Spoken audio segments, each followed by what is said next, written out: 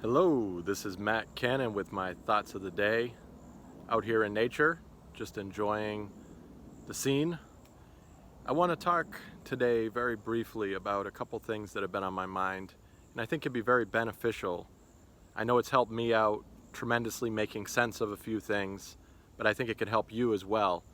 And it's the concept of the reticular activating system.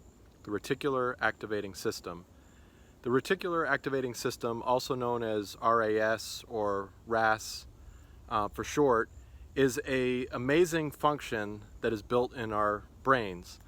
And so it shapes everything. It shapes how you see the world. It shapes your success opportunities. It shapes, how you get derailed by things that happen in your life potentially.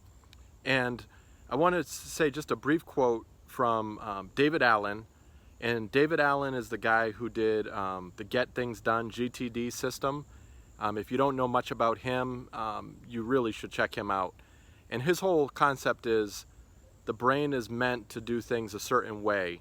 It's not made for remembering. It's not made for to-do lists.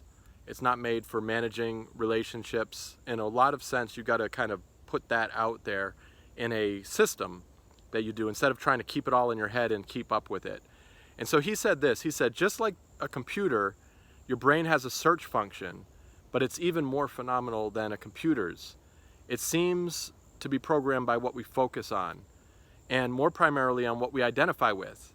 It's the seat of what many have referred to as the paradigms we maintain.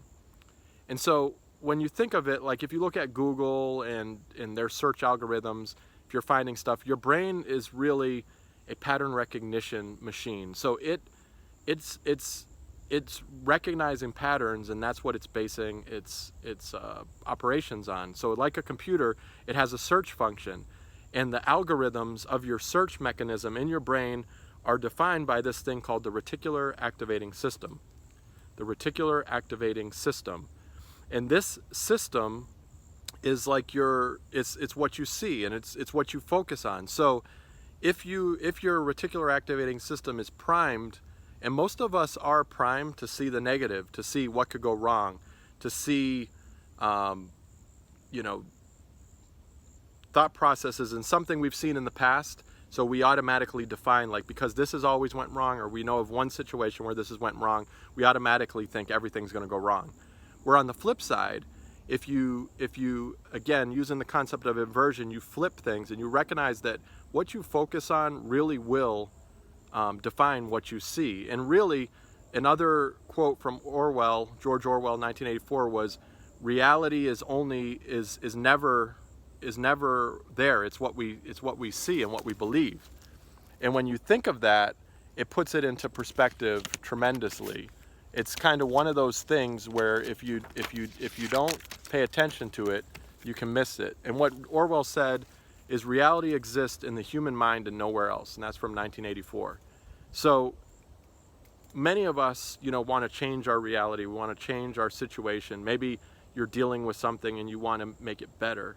But one of the best ways to start is what you focus on. And what you focus on is directly related to science in this concept of the reticular activating system. Let me explain it this way. If you're ever in a room, you ever been in a crowded room, and there's lots of commotion, lots of conversations going on, and maybe you're talking to someone, and as you're talking to that person, all of a sudden you hear your name, and just like that, you're like looking over, and you're like, wait, did someone say my name? You're focused. Your brain is designed to have pattern recognition and find that. So you go for that because you heard your name. If you buy a car, or you're interested in buying a car, it's funny how you see that car, you buy that car, and all of a sudden it seems like everyone has that car. You get a shirt or a clothing item, and all of a sudden it seems like everyone has that same shirt or same color shirt. Or you have an interest in a TV show or movie, and all of a sudden people are talking about that, and you recognize it. And this is the reticular activating system in action. And so one of the things to realize with the reticular activating system is you will see more of what you're looking for. So if you want more success in your life, if you want to see more opportunities, more good things happen, you have to focus on the good. If you focus on the negative, if you focus on the things that are going wrong, if you focus on the what could go wrong, which most of us do. I'm not saying ignore what could go wrong and be oblivious and don't plan accordingly, but you have to look more for the positive. Look more for what's going to be good that's going to happen. And once you do that, you're going to be using the concept of the reticular activating system. I saw a really good TED talk on it, and this guy explained this concept. He says we unlock our computer screen, or our phone screen. Everyone has smartphones nowadays, and our phone screen, we unlock it like 100-something times a day. And so what he said is, if you want to prime your reticular activating system, you can put like a picture or something that you're working on, a goal, on your home screen. And so you can create something that you're going to constantly be reminded of every time you unlock your screen. And I've been doing that recently, and I think it's one good way to prime your reticular activating system to pay attention to things that you want it to see. So focus is key.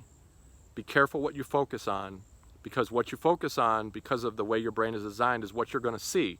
So don't get to a position where you're just focusing on the negative. And when you find yourself doing that, deal with it, kind of get away from things and focus on what you can see positive. Because when you're focusing on the positive, or you're focusing on the solution for the negative rather than just the negative bringing you down, you're going to be in a much better place. So this is Matt Cannon. These are the thoughts of the day. Signing out.